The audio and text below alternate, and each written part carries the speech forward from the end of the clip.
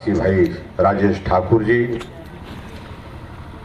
हमारे बीच में, हमारे पुराने साथी, हम लगभग 15 वर्ष तक इकट्ठा रहे, पूर्व में विधायक रहे और अपने संगठन में उस वक्त और सरकार में विभिन्न दायित्वों पर भी रहे। भाई राकेश कालिया जी हमारी मदद करने के लिए यहाँ बहुत दूर से आए, उत्तर प्रदेश से माननीय विधायक श्री राम प्रताप सिंह जी, पार्टी के हमारे साथी श्री सुशील कालिया जी, मंडल के अध्यक्ष सतपाल जी,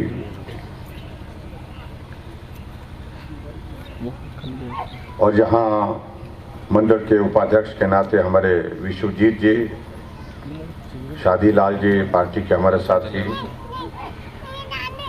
पंचायतों के सभी चुने हुए प्रधानगण और यहाँ उपस्थित सभी भाइयों बहनों, नौजवान साथियों और पत्रकार मित्रों,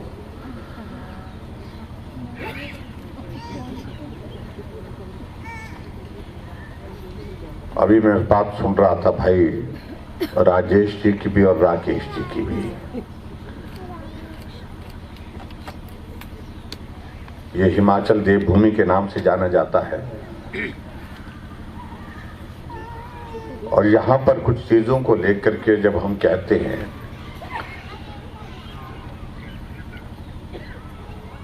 कि देवभूमि की धरती पर इस प्रकार की घटनाएं घटित होने लग जाएं, तो समझ लेना कि बहुत बड़ा आने वाले समय के लिए एक संकट की दिशा में हम बढ़ रहे हैं। हिमाचल अपनी ईमानदारी के लिए जाना जाता है, हिमाचल अपनी संस्कृति के लिए जाना जाता है, संस्कार के लिए जाना जाता है।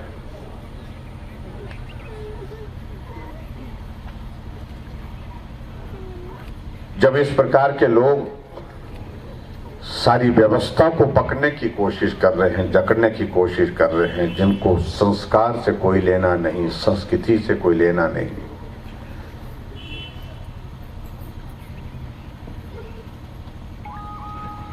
पद चाहिए, प्रतिष्ठा चाहिए, उसके लिए कुछ भी कर देंगे, तो समझ लेना कि ये देवभूमि की संस्कृति के खिलाफ चल रही है।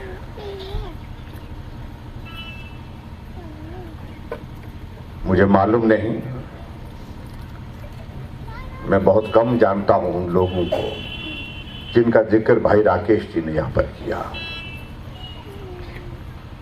हम ये मान करके चल रहे थे कि हमारा मुकाबला इनके साथ होगा, हम इनको हराने की कोशिश करेंगे, ये हमको हराने की कोशिश करेंगे। यानी कि एक पार्टी में एक व्यवस्था है, एक पार्टी के हिसाब से हम एक दूसरे के कोई दुश्मन नहीं है, हम एक दूसरे के पार्टी के विरोध में चुनाव लड़ते थे, संघर्ष करते थे।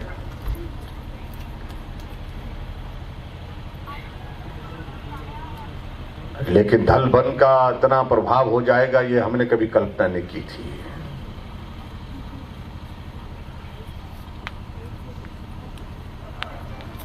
जो आरोप लगाए वो हल्के नहीं है, वो बहुत गंभीर है।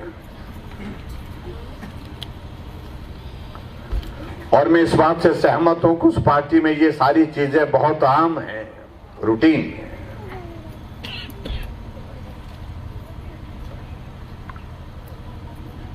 न कहा कि सौदा हुआ है, अगर सौदा हुआ है तो सिर्फ टिकट का हुआ है। जो पैसे वाले हैं वो सोचे अगर कि हम लोगों का भी सौदा कर लेंगे, तो मैं समझता हूं कि वो बहुत बड़ी गलतफहमी है।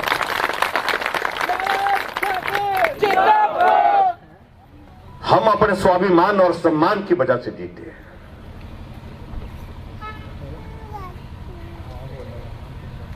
पैसा आता जाता रहेगा, ये प्रलोभन चलते रहेंगे, और मैं आपके बीच में विशेष तौर से ये संदेश देने के लिए आया हूं कि इस प्रकार के ये दौर लंबे नहीं होते, इनका वक्त बहुत छोटा होता है, बहुत धीर थोड़ा होता है। आखिर कब तक सारी व्यवस्था को धनबल के बलबूते अपने अनुकूल करते रहेंगे, अपने लिए करते रहेंगे। इसलिए मैं उस पर कुछ नहीं कहना चाह रहा। और उस पार्टी की स्थिति तो ऐसी है, और यही कारण है कि पूरे देश में उस पार्टी की स्थिति ये हो गई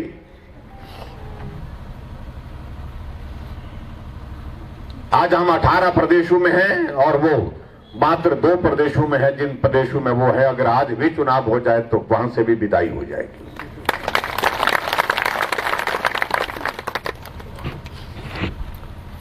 लेकिन उस पार्टी के लिए ये इस तरह के आरोप लगना ये आम बात है। सारी चीज को लेकर के उनको बहुत परेशानी नहीं होती। लेकिन हमारे लिए गर्व का विषय है कि हमारे देश के यशस्वी प्रधानमंत्री नरेंद्र मोदी जी 8 साल का कार्यकाल देश के प्रधानमंत्री के नाते उन्होंने पूरा किया, लेकिन कोई उंगली उठा करके नहीं कह सकता है कि मोदी जी आपके ऊपर ये आरोप है। यहां ये विषय नहीं रह गए हैं।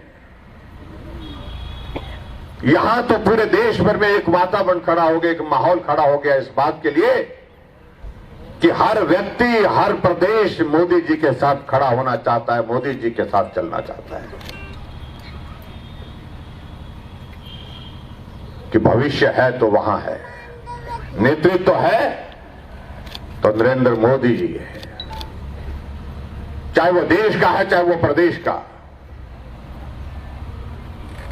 इसलिए जहां हिमाचल प्रदेश में अगर हम सभी विधानसभा क्षेत्र में अब चुनाव के दिनों में जा रहे हैं,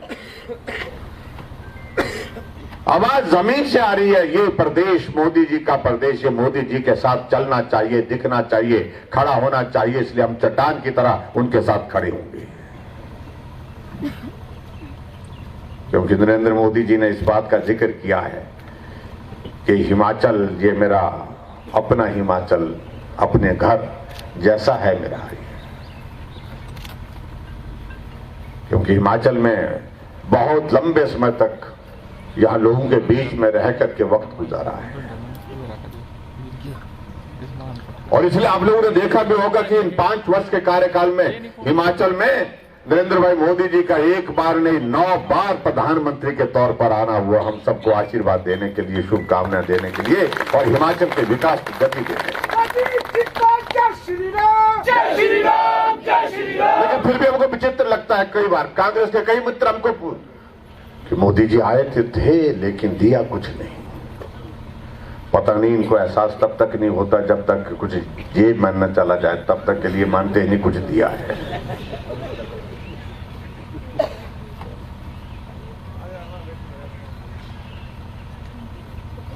ये ऑल इंडिया मेडिकल इंस्टीट्यूट का मतलब हमारे हिमाचल के लिए दिल्ली होता था, आज हमारे लिए एम्स का मतलब बिलासपुर हो गया। पूरे देश भर में वंदे भारत ट्रेन 4 शुरू हुई और 4 में से 1 ट्रेन हिमाचल के ऊना से, और ऊना के भी आपके इस गांव से थी। फिर भी उसके बावजूद कहते कि मोदी जी ने क्या किया। पूरे देश में बल्क ड्रग फार्मा पार्क 3 बनने थे, जहां आने वाले समय में 20,000 नौजवानों के लिए रोजगार मिलेगा, जहां लगभग 50,000 करोड़ रुपए का इन्वेस्टमेंट आएगा। उसका शिलान्यास यहां पर ऊना में आकर के प्रधानमंत्री जी ने किया। उसके बावजूद भी पूछ रहे कि मोदी जी ने क्या किया।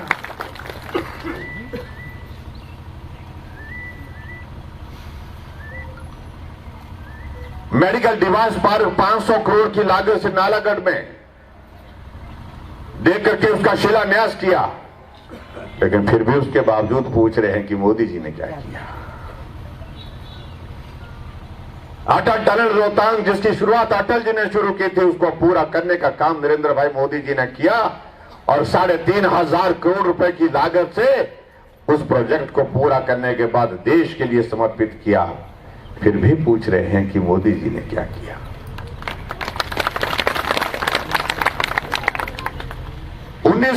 के बाद कोई प्रधानमंत्री के नाते चंबा के उस सुदूर चंबा के इस इलाके में चौगान में उतरे और वहां 3,000 करोड़ रुपए की लागत से प्रधानमंत्री ग्राम सड़क योजना की फेज 3 का शिलान्यास किया, हाइडल प्रोजेक्ट का शिलान्यास किया। उसके बावजूद भी पूछ रहे हैं कि मोदी जी ने क्या किया। हमने कहा कम से कम भाई भगवान से तो डरो। जो बोलते हो आज आजकल हमारे बीच में आकर के हम गारंटी देते हैं, 10 गारंटी दे दी। मैंने कहा पहले अपनी गारंटी तो ले लो। जिनकी अपनी ही गारंटी नहीं है वो गारंटी देने लगे। कहा तो इन लोगों ने ये था कि हम सत्ता में आएंगे। 2013 में बोला था कि हम जो बेरोजगार हैं उनको बेरोजगारी भत्ता देंगे। कितने बेरोजगारों को भत्ता मिला भाई? अगर वादे की बातें अगर याद करा रहे हो तो याद ये भी करानी पड़ेगी हमको, कितने नौजवानों को हिमाचल प्रदेश में बेरोजगारी भत्ता मिला। कहा तो वादा ये था कि हम हिमाचल प्रदेश में हम बेरोजगारी को समाप्त करेंगे। तो आज ये बेरोजगारों की बात का जिक्र करने की जरूरत क्या हो गई, जब बेरोजगारी आपने समाप्त ही कर दी थी। कहा था कि महंगाई खत्म कर देंगे। क्या 2013 से 2017 तक सरकार रही तो खत्म हो गई क्या? गारंटी का मतलब क्या होता है? लेकिन हम आपके बीच में हैं, जो हम कह रहे हैं वो हम करके दिखाई दिए। अगर हमने आपके बीच में ये कहा कि हिमाचल प्रदेश में 60 साल से ऊपर बुजुर्गों के लिए हम पेंशन का प्रावधान करेंगे, हमने गारंटी नहीं दी, हम करके आ चुके हैं और तब जाकर के आपके सामने खड़े होकर के यहां बात कर रहे हैं। वो 400 करोड़ रुपए खर्च करते थे पेंशन पर, हम 1300 करोड़ रुपए खर्च कर रहे हैं पेंशन पर। फिर पूछते हैं कि जयराम ने क्या किया?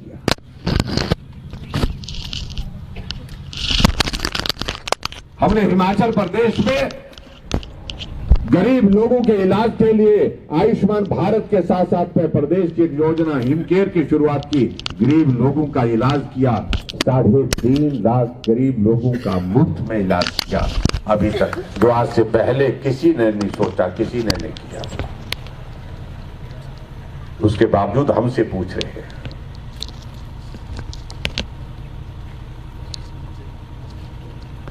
हमने कहा कांग्रेसियों को भाई तुम भी तो लाभार्थी हो, तो इस पर उनको दौरा पड़ जाता कि हम कैसे लाभार्थी, हमने तो कुछ नहीं लिया। मैंने कहा झूठ मत बोलिए, भगवान को साक्षी मान करके कहिए।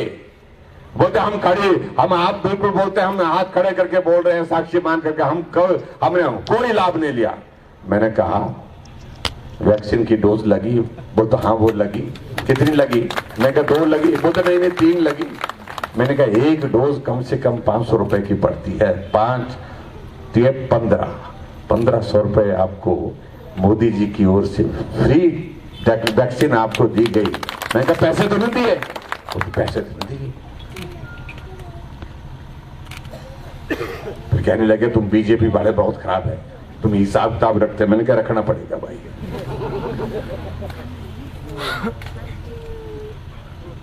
मैंने कहा तुम्हारे घर में पानी का नलका लगा हुआ? बोलता हाँ लगा है, बाथरूम में भी लगा है, रसोई में भी लगा हुआ है, वॉश बेसिन में भी लगा हुआ है।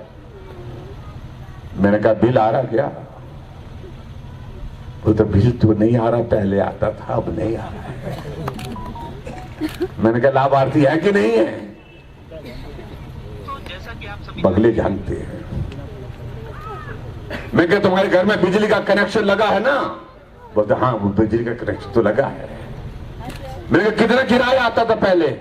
आता था बोलते 500 रुपए, 400 रुपए, 450, कभी 600 रुपए आ जाता था। मैंने कहा अब कितना आता है?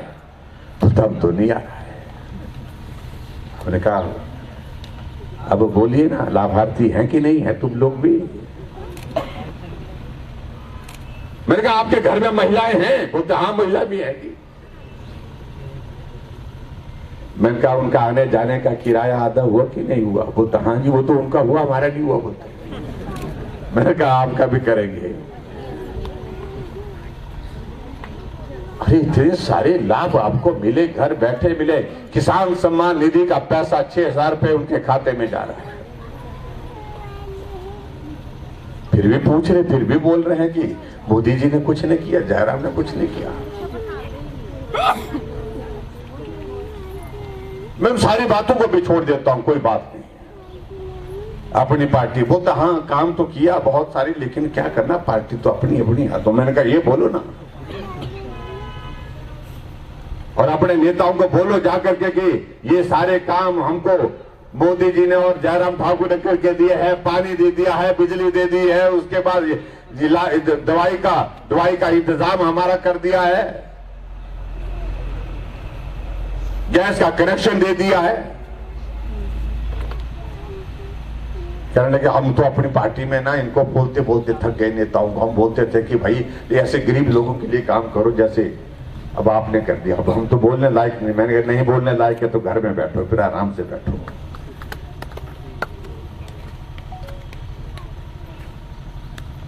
किस बात को लेकर के वो कहने चाह रहे हैं? आज वो बेरोजगारों की बात कह रहे हैं, कहा कि भर्ती का घोटाला जेल की सलाखों के पीछे हमने डाले हैं।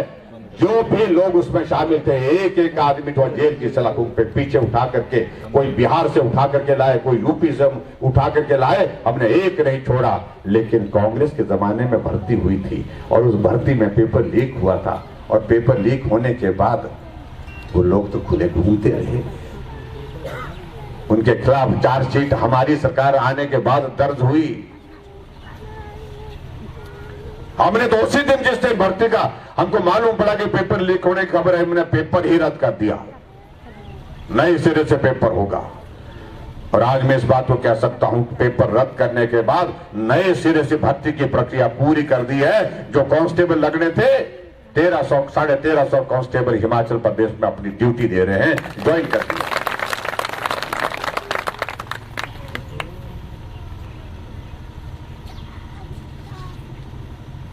लेकिन मैं सोचता हूं कि इन सारी बातों का जिक्र करने की जरूरत क्या है,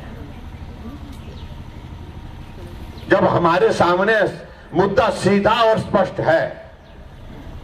और मुद्दा है कि हमने नरेंद्र भाई मोदी जी को मजबूत करना है, उनको ताकत देनी है। ये सारी बातें होती रहेंगी, काम आज नहीं होंगे तो कल होंगे, कल नहीं तो परसों हो जाएंगे। लेकिन हिमाचल को नरेंद्र भाई मोदी जी ने अपना घर माना, ये घर उनको इज्जत देगा, घर उनको सम्मान देगा, घर ताकत देगा, मजबूती देगा। इसके लिए हम सबको काम करना है। यहां कौन आया टिकट लेकर के, कितने पैसे देकर के टिकट लेकर के आए, ये कोई विषय ही नहीं।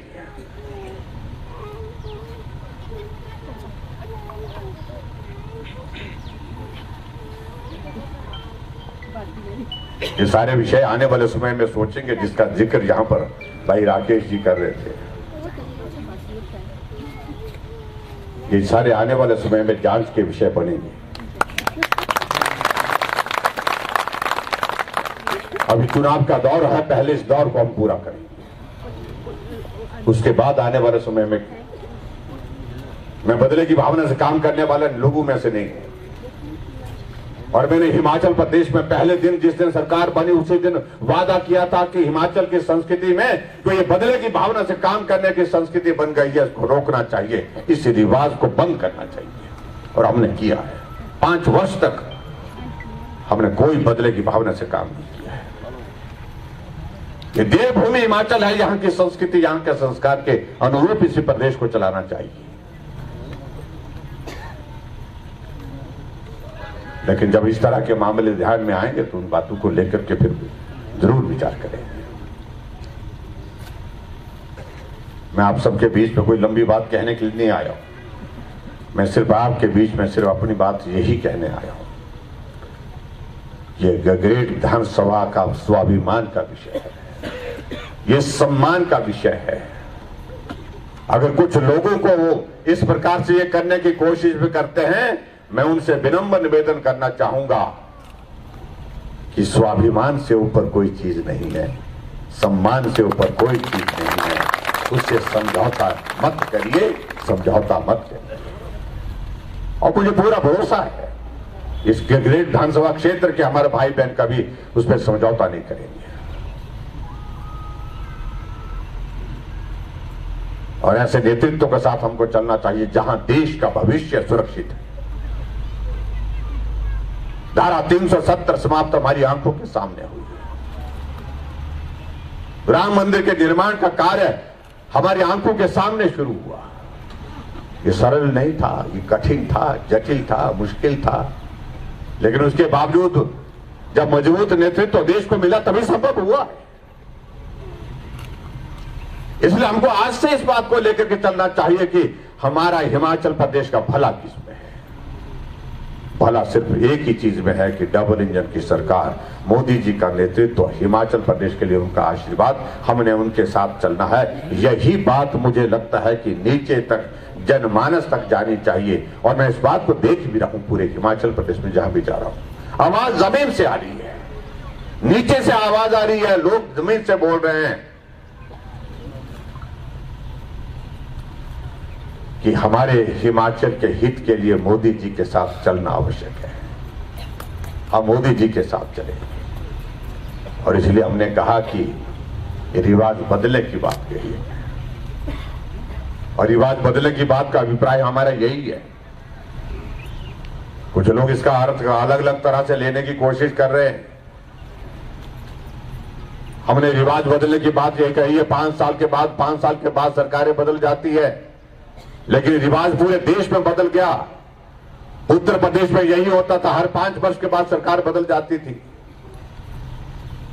लेकिन अब की बार योगी जी थे, फिर योगी जी आ गए, रिवाज बदल गया ना। उत्तराखंड में यही होता था जब से उत्तराखंड बना है, लेकिन धामी जी थे, धामी जी फिर आ गए, रिवाज बदला। जब पूरे देश में रिवाज बदल गया तो हम हिमाचल के लोग क्यों ना बदले। पूरा देश महसूस कर रहा कि हमको नरेंद्र भाई मोदी जी के साथ चलना है, भला उसमें है और सम्मान भी उसमें है। इसलिए भाई और बहनों, मैं आप सबसे यही निवेदन करने के लिए आया हूं। भाई राजेश ठाकुर जी ने आपके इस विधानसभा क्षेत्र में काम किए हैं, जिक्र कर रहे थे। हमने रास्ते बनाए, हमने पानी की स्कीमें बनाई, हमने यहाँ पर बहुत सारी चीजों को लेकर के काम किया। मुझे कहा न कि गगरेट में एसडीएम का दफ्तर नहीं है, और हिमाचल प्रदेश में सरकार बनने के बाद पहला एसडीएम का दफ्तर मैंने आपके इस विधानसभा क्षेत्र के गगरेट,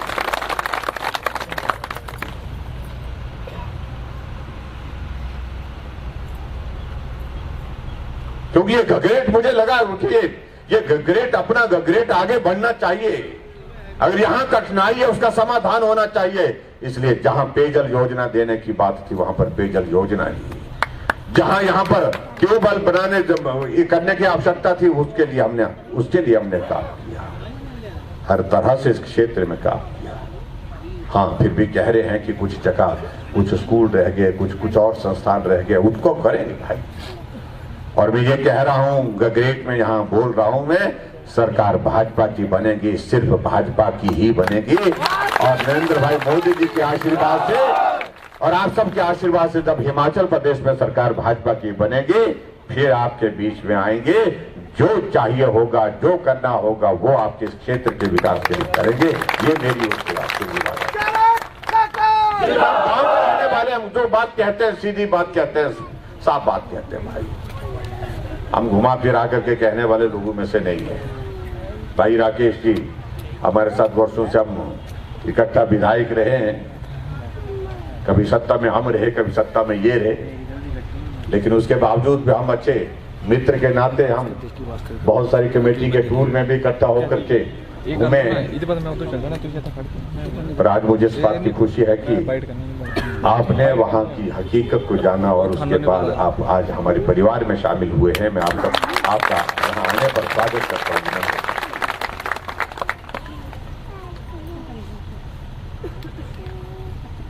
और जिस तरह की घटना ये घटित हुई, जिसका जिक्र आपने किया है, ये निश्चित रूप से मैं समझता हूं कि एक जगह तो उन्होंने हासिल कर ली सफलता, आपका टिकट काटने की, लेकिन वोट लोगों के हाथ में है। खरीदना इतना सरल नहीं है, मैं कह रहा हूं। इसलिए भाई और बहनों, आप जिम्मेवारी के साथ काम करिए। ये इस विधानसभा क्षेत्र के लिए एक बहुत बड़ा सम्मान का और स्वाभिमान का प्रश्न खड़ा कर दिया है। इस बात के इस चुनाव में ये परिस्थिति दूसरे विधानसभा क्षेत्र में नहीं है।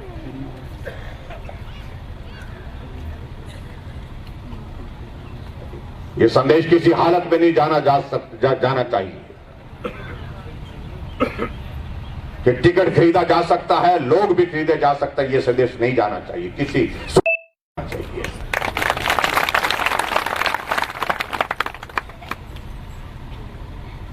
संदेश ये जाना चाहिए, तुमने एक जगह खरीद फरोख्त कर दी, लेकिन लोग बिकने वाले नहीं हैं, हम स्वाभिमान और सम्मान के साथ खड़े होने वाले लोगों में से हैं। ये संदेश इस विधानसभा क्षेत्र में, अगर इस विधानसभा क्षेत्र से यह संदेश जाएगा, मैं दावे के साथ कह रहा हूं, आने वाले समय में हिमाचल की राजनीति में इस प्रकार के लोग प्रवेश करने की जरूरत नहीं करेंगे, हिम्मत नहीं करेंगे। ये मैं कहता हूं।